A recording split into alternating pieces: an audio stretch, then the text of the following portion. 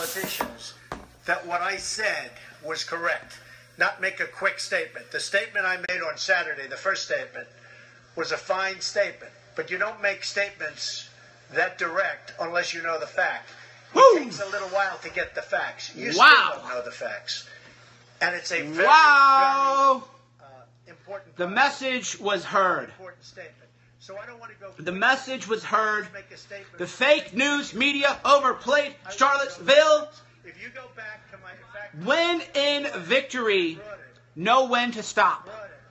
When in victory, as I said, when in victory, know when to stop.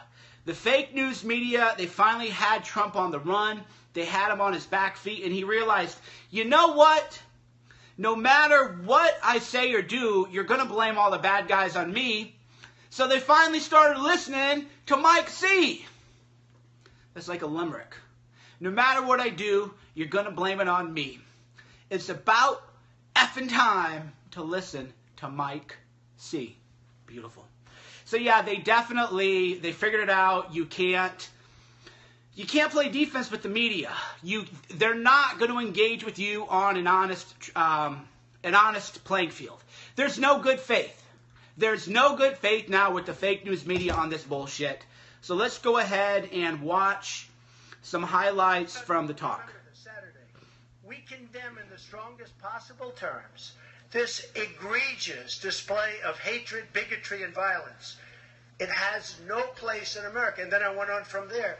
Now, here's the thing. Excuse me. Take it nice and easy. Here's the thing. When I make a statement, I like to be correct. I want the facts. This event just happened. In fact, a lot of the event didn't even happen yet as we were speaking. This event just happened. Before I make a statement, I need the facts. So I don't want to rush into a statement. So making the statement when I made it was excellent. In fact, the young woman, who I hear is a fantastic young woman, and it was on NBC, her mother wrote me and said, through, I guess, Twitter, social media, the nicest things, and I very much appreciated that. I hear she was a fine, really, actually, an incredible young woman. But her mother on Twitter... Yeah, so Trump finally did what he has to do, which is play to win.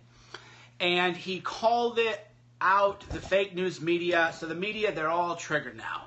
They are completely triggered. I was actually in the shower. And people like, why are you not on Twitter? And I said, I don't know, because I was needing to shower. You know, they go, Trump is doing a press conference. So I have a lot of inside reporting now about why Jack Posobiec was retweeted by Trump. So I'm going to write the article out, but I actually have the scoop on why Trump retweeted Jack Posobiec. The scoop that nobody else has that I've been investigating is that Trump has realized the difference between the new right and the alt-right, and he wanted to signal that the new right was the future. That's why he retweeted Jack Posobiec, political activist. He retweeted him last night as a way to say that we know the difference. We know that Jack is not, and I have sources and everything. I'm going to write all this up, properly and all that stuff. But I figured that I would just give you an advance notice. Of the story that's going to come out. That was the reason he did it. So let's go ahead and watch a little bit more while you guys kind of talk amongst yourselves. Twitter thanked me for what I said. And honestly, if the press were not fake, and if it was honest, the press would have said what I said was very nice. But unlike you and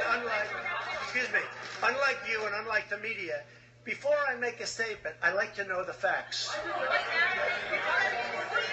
They don't. Listen, how about a couple of infrastructure questions? Was that terrorism? Say it. What? Walmart said he has a critical opportunity to help bring the country together. Did you? Not at all.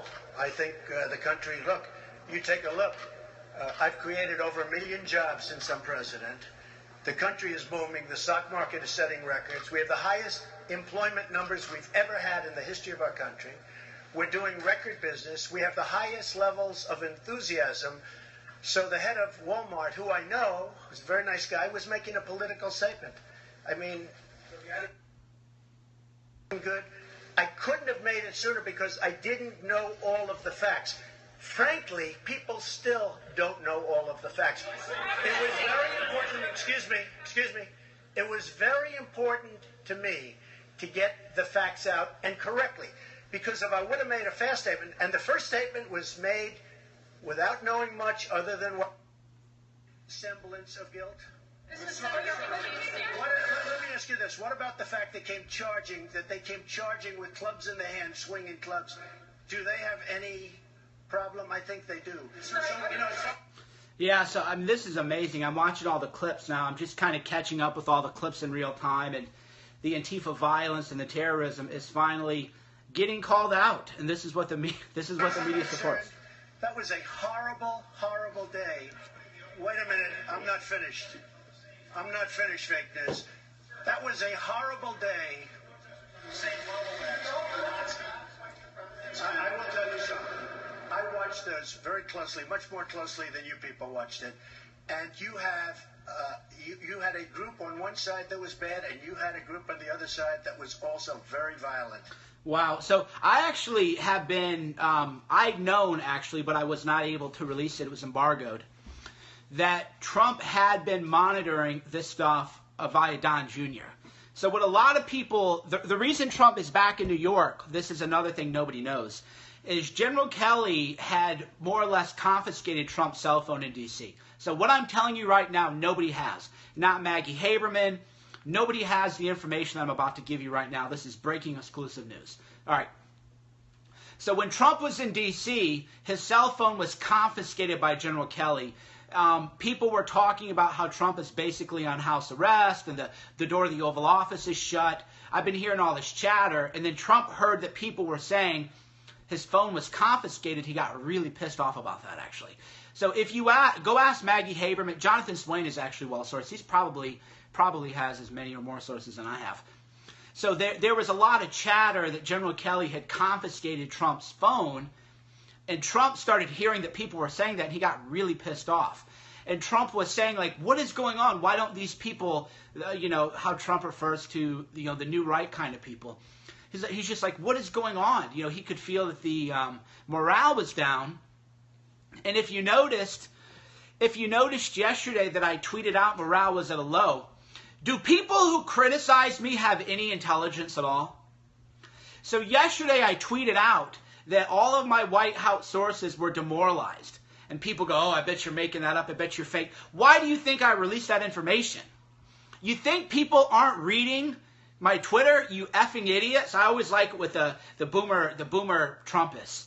Well, Cernovich is trying to sow discord in the ranks. It's called getting a message out, you morons. I'm allowed to say things other people can't say. It isn't that complicated.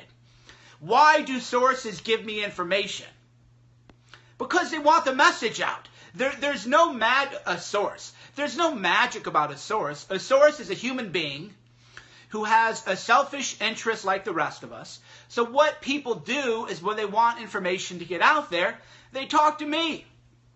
They talk to me because they want it out, but they know if they say it, maybe they'll get fired. Maybe they'll get in big trouble. Maybe bad things will happen to them. So then I tweet it out, and then it gets up the food chain, and then people are like, what is going on here? So do people not notice the pattern that when I start throwing a fit, we get what we want?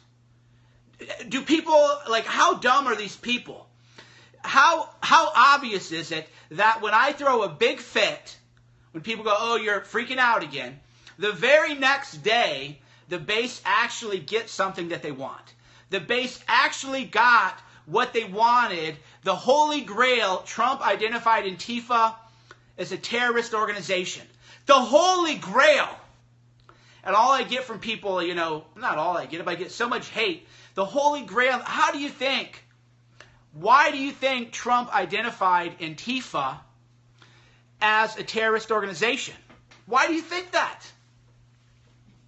Because he was realizing that the base, the people who actually elected him, were losing morale. Morale was low. Like General Patton said, morale is what moves an army. Other than logistics, morale is the most important battlefield amplifier. When people have high morale and they're hyped up, and they're excited and they feel like the guy in the Oval Office has his back, then they're spreading a message. It's an all-volunteer social media thing. Everybody's volunteered. So people cry and people go, you said you're pivoting away from pro-Trump. You're correct. You are correct. I am no longer a pro-Trump guy. But if you think that means I'm anti-Trump or anti-American first, then you're an idiot. You're just really stupid if you think that I can't occupy a space between pro-Trump, which is Bill Mitchell. We got the left where we want him today. People like Bill Mitchell cause you to lose wars. Everything is going great, sir. Battlefield conditions are primed and excellent. We're ready to take it over and ready to win. People like that, yes men lackeys, are the worst people you can have in your organization. You need people to come out and say, look, dude, morale's low, people are mad, the base is mad. But the point is, why even bother? What is the point? That's called being honest, and that's what I'm doing, is providing an honest assessment of what is actually going on in the world. So I'm not a pro-Trump guy. I've said that repeatedly. I'm not pro-Trump. But that doesn't mean I magically hate Trump or hate Trump supporters. It just means I'm calling them clean.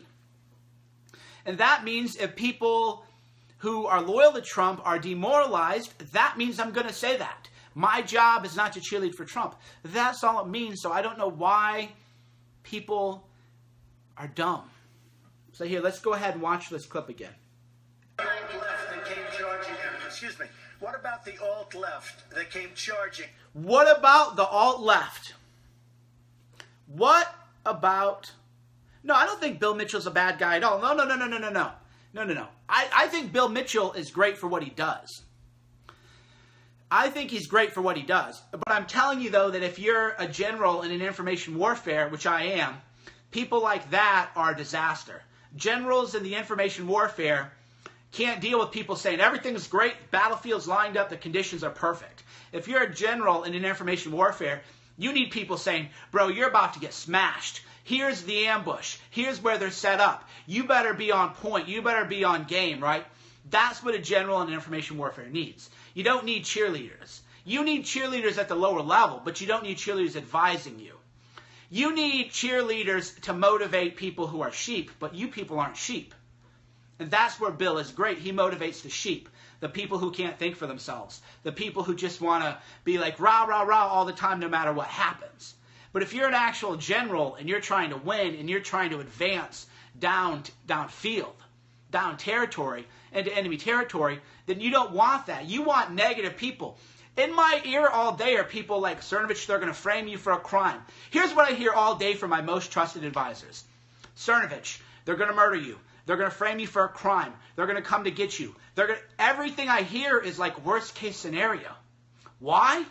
Because you want people to tell you these are the kind of things that can happen. Because that way you know how to conduct a risk. Just like those alt-right people, they got ambushed.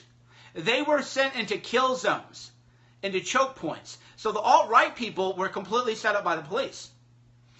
But if it had been my event, I would have known that because the same thing happened in San Jose and Chicago. So what the police do in these liberal police departments, if you're a Trump person, they send you in the wrong direction, and they send you towards Antifa for an ambush.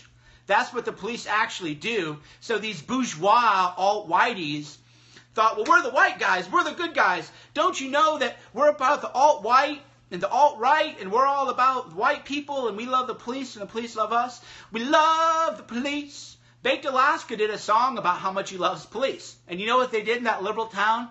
You know what the police department that did in that liberal town with those bourgeois whites? Sent them right into a kill zone, right into a choke point, where they could only go one by one. It was like the Battle of Thermopylae. They could only go one by one. They were sent like sheep into the slaughter. I would have saw that coming 100%. I knew that would happen. I know that if I hold an event, Antifa's going to be there, and I know that police might try to send us into choke points and kill zones. So I would actually have plans for those choke points and those kill zones because I'm a general in information war, rather than these fools out there in the alt-white who have now been disavowed. The new right is now the future, and that's why Trump retweeted Jack Posobiec. Baked Alaska got bear-maced or whatever. That's war. Do people not know we're not at war? Is there anybody watching this who doesn't realize we're currently in a civil war?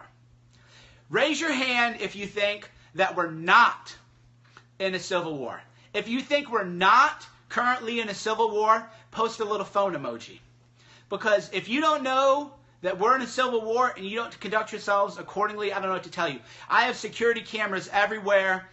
I'm planning for ambushes. When I walk into my car, you know, I'm always looking around to make sure nobody's hiding in the car or under the car. I live as if I'm going to be killed on any day. Every day I wake up and I know it could be. We're in a civil war. So I don't want to hear, oh, I got maced. No kidding. Oh, I'm shocked. Pax Dickinson is on Twitter. They tried to kill us. Yes, they did. Yes, the liberal police department is not your friend. The San Jose Police Department, they're not your friend. The Chicago Police Department's not your friend. The Charlottesville Collegetown Police Department, they're not your friends, okay? You can say we love the police so much and we're unlike those black people, we're the white people, we're the good people. Look at us in our sweater vests when we shop at J. Crew. Protect us. It's a warfare, so you're crying you got maced. Yeah, you got maced. You better, when I go, I roll with literal veterans of the Iraq and Afghanistan war. When I hold events, there are people who are Ranger Battalion, scroll, not just Ranger tabbed and scrolled. Some people know what that means. Most people don't know what that means.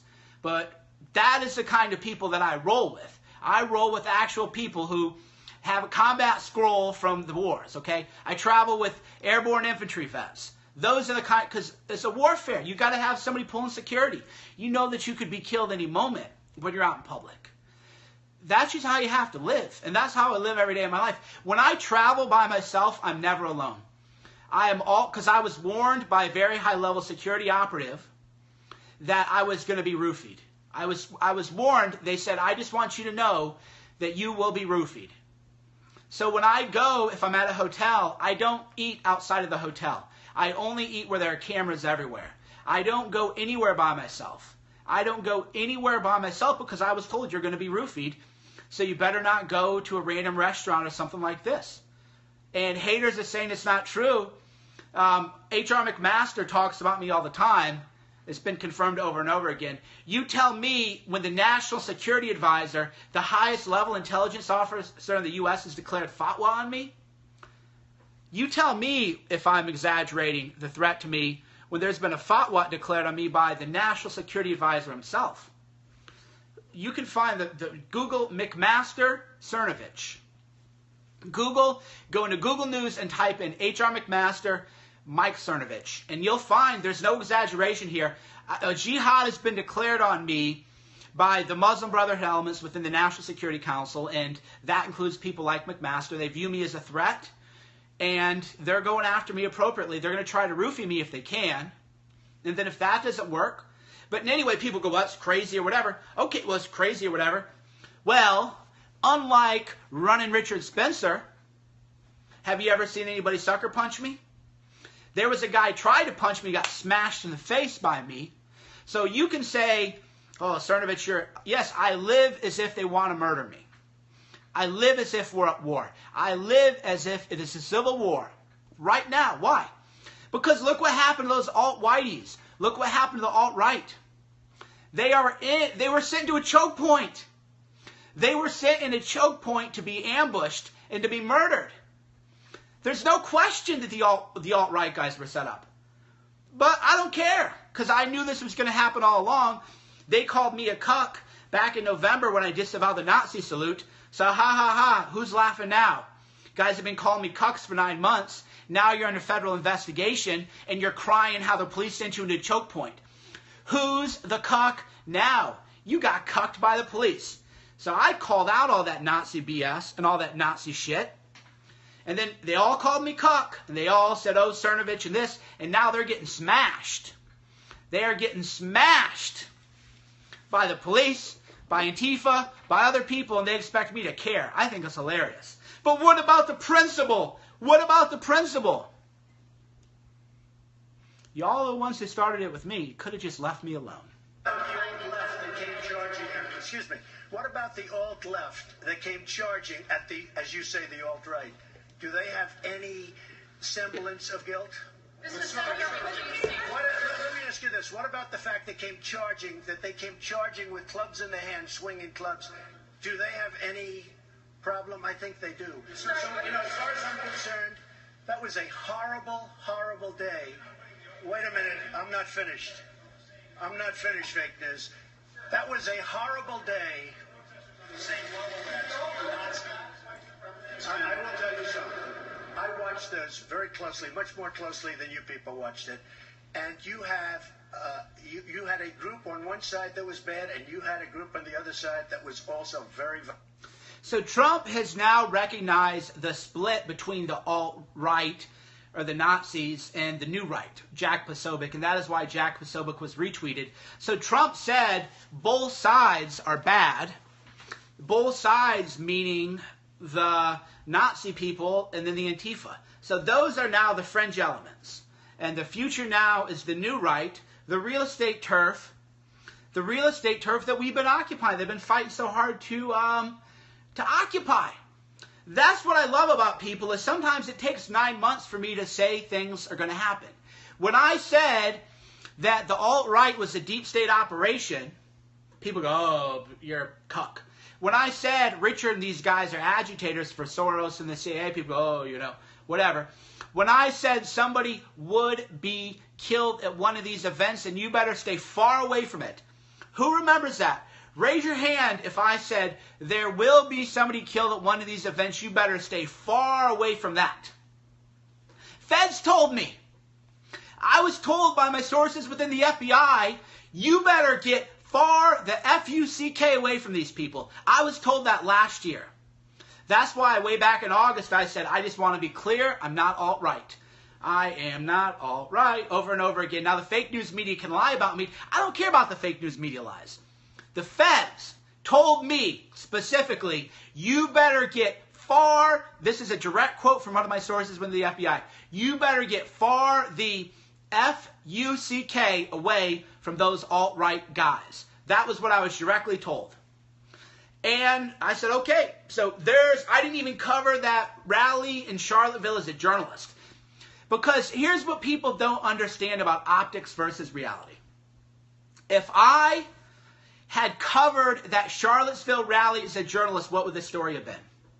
They would have posted my pictures with all those lunatics. I knew it was a setup. I knew it was an ambush. So I didn't even go cover it as a journalist because optics matter more than literal words. Images matter more than... That's why when they call me alt-right or whatever in the fake news media, people go to my Twitter and they see a smiling dad with my half-Persian baby and people go, that's alt-right? I culture jam. I fight them, the information war, because they call me something, and then people look and they're like, oh, no, that's just a nice guy, hangs out with his daughter and everything else. I knew that event in Charlottesville was an ambush planned by Kessler and Richard and all the other deep state operatives. Who has seen that video of Jason Kessler reciting anti-white poetry?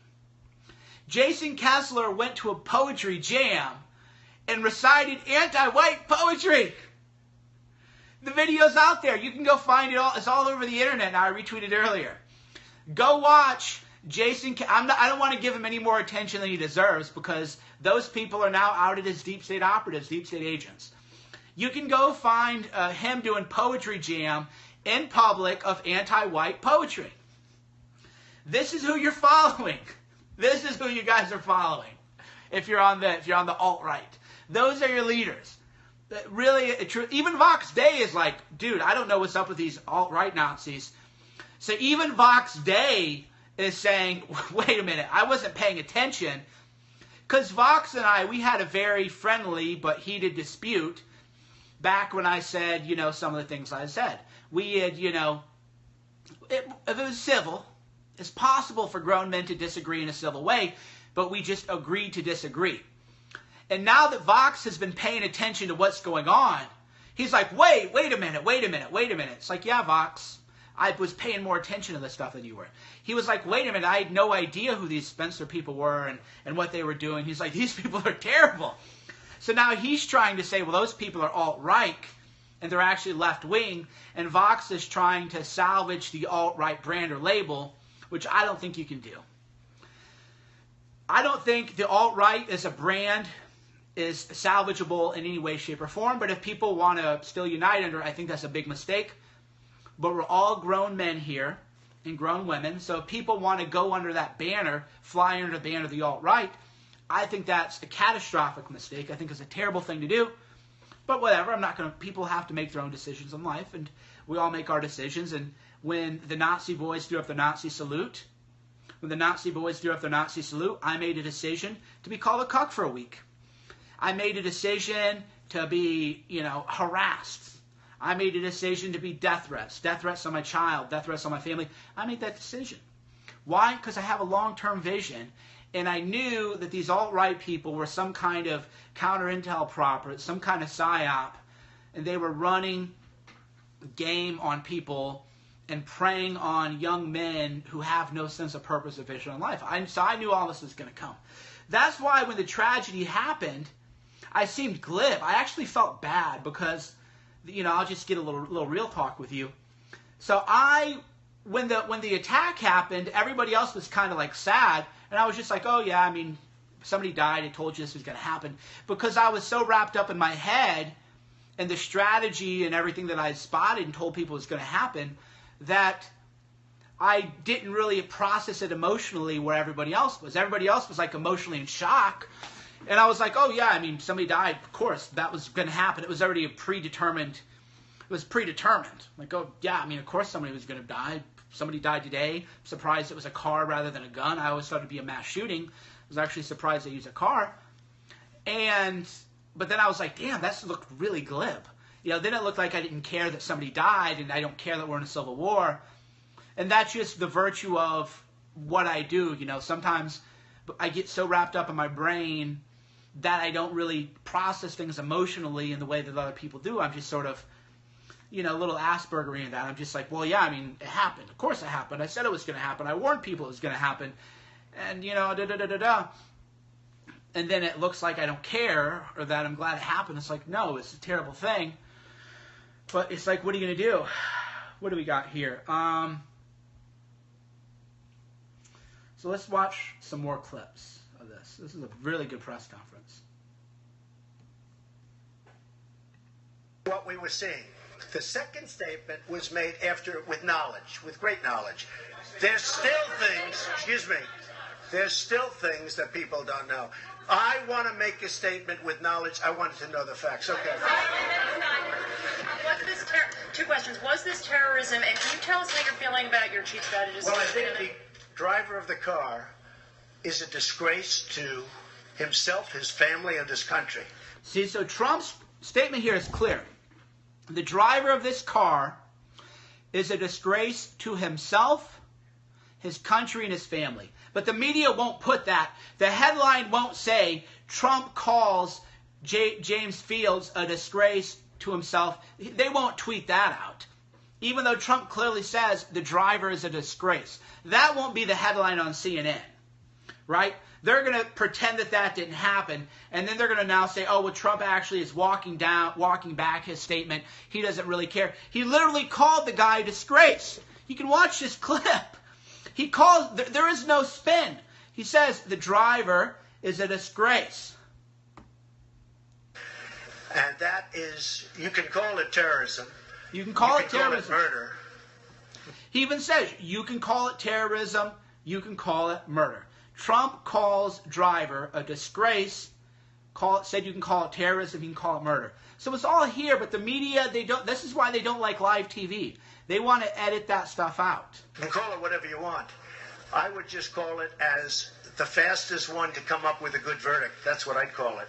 Because there is a question. Is it murder? Is it terrorism? And then you get into legal semantics.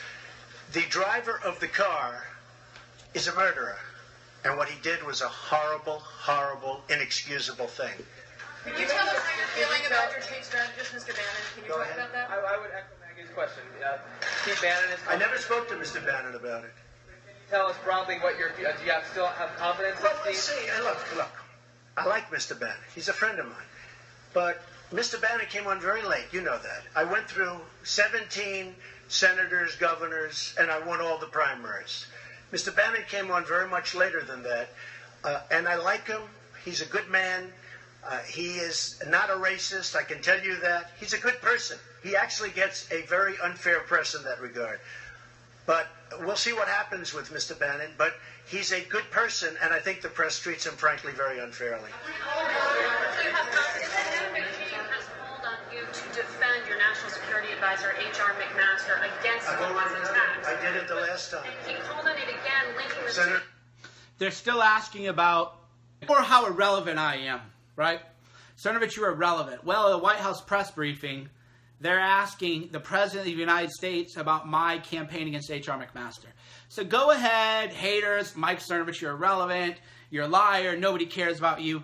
Well, at a White House press conference with the President of the United States of America, reporters are asking about my online campaign against the National Security Advisor, H.R. McMaster. Tell me more how I'm irrelevant. Senator McCain? Right. Senator McCain, you mean the one who voted against Obamacare? And he said Who is Senator? You mean Senator McCain who voted against us getting good? That's so genius, too. You mean Senator McCain, who voted against the Obamacare repeal? See how right away, I mean, he's so good at this. This is what the base needed. This is now going to re-energize people. This is what's getting people hyped. Good health care. McCain said that the alt-right is behind these attacks, and he linked that same group to those who perpetrated the attack in Charlottesville. Well, I don't know. I can't tell you. I'm sure Senator McCain must know what he's talking about. But when you say the alt-right, define alt-right to me. You define it. Go ahead. Well, I'm saying, as Senator... define it. Right. You define alt-right. He did so good. Trump, the base enthusiasm is back up again. See, this is such a, roller coaster ride. See, he got the base wound up. He got the base wound up again.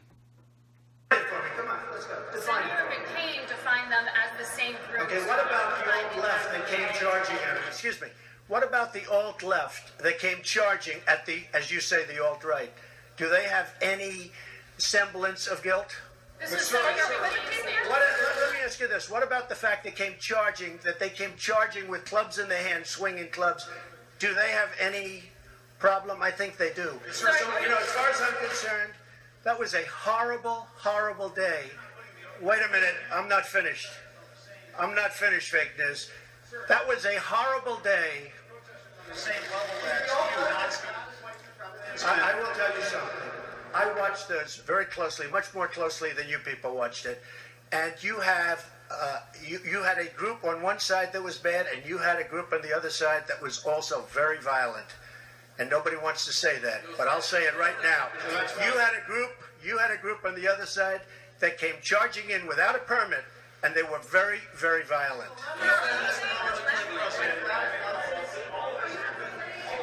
Go ahead. Do you think that what you call the alt-left is the same as neo-Nazis?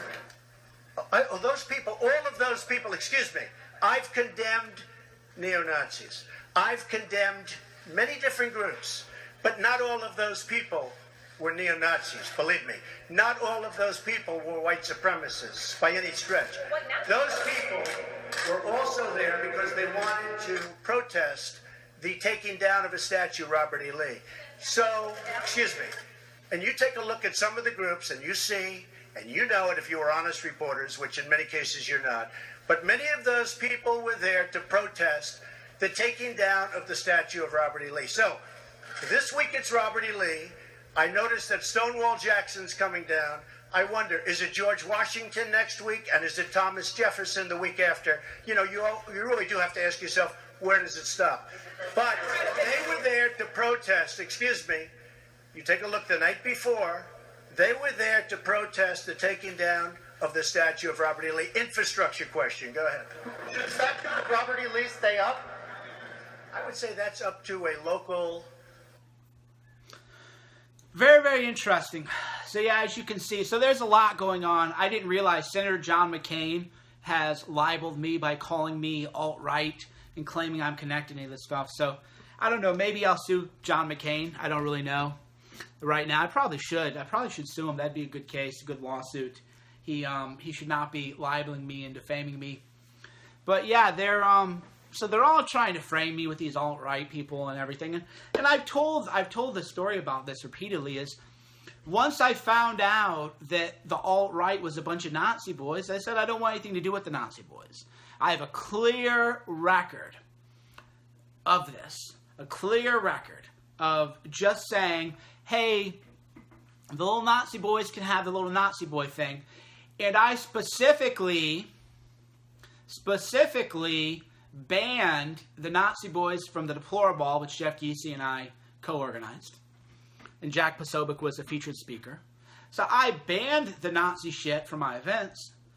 From the Bull Moose Party, which Jeff Giese and I also organized. That was all banned. So there's a very clear track record of me saying, look, it's always about you, Jesus. Well, people come to watch me. My Twitter handle is @CERNOVICH.